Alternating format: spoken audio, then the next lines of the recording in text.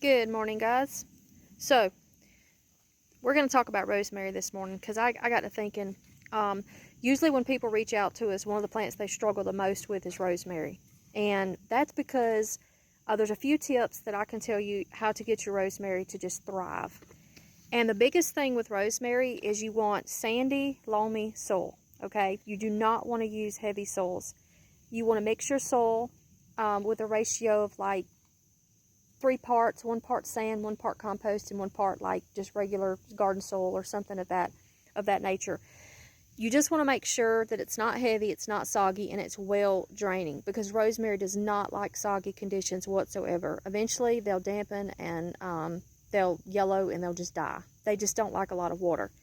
They're from the Mediterranean, so they're used to more drier conditions, a lot of sun, and lighter soils. So that's what you kind of have to recreate to get your rosemary to just absolutely thrive.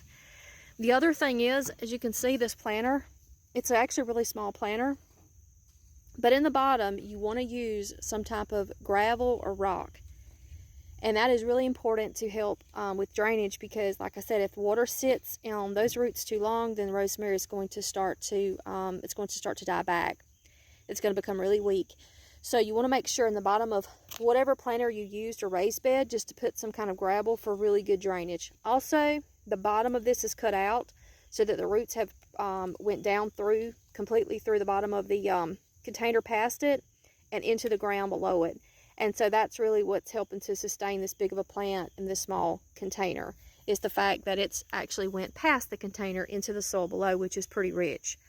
So like I said, compost, sandy, little garden soil too, and just kind of mix everything together.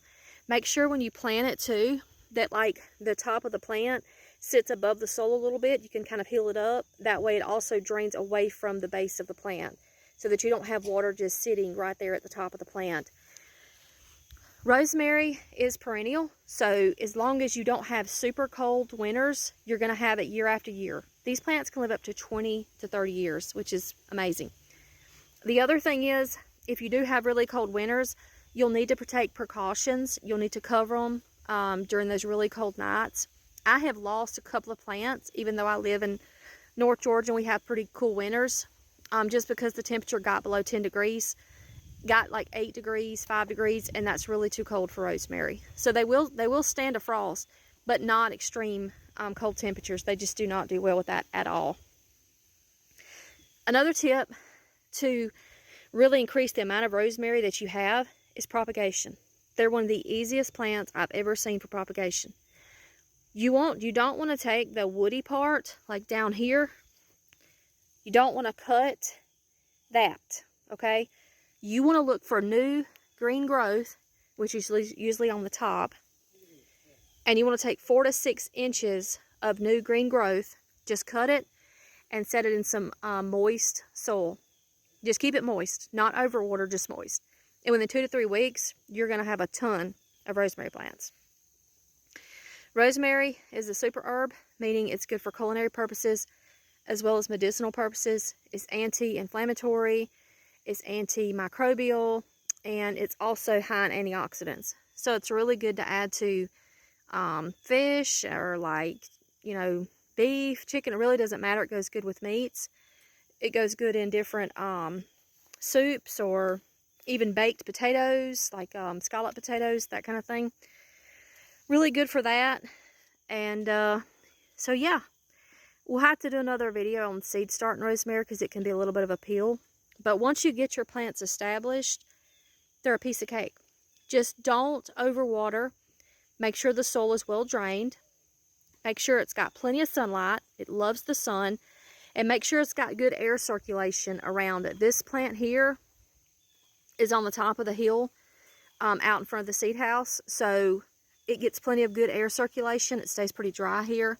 I've not had to water this plant in about 2 to 3 weeks, just because we've had enough rainfall lately. So thankfully, I haven't had to worry about watering it. And you only water it when it dries out. And usually the leaves, what'll happen is, and I'll let you know, is you see that silver side?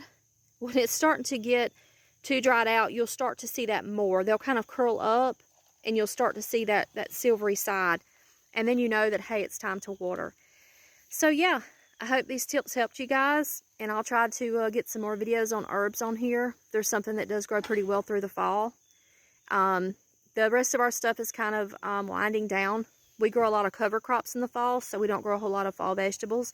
But I will have a few things to show you guys as we get closer to the end of the year. Well, I hope you guys have a great day.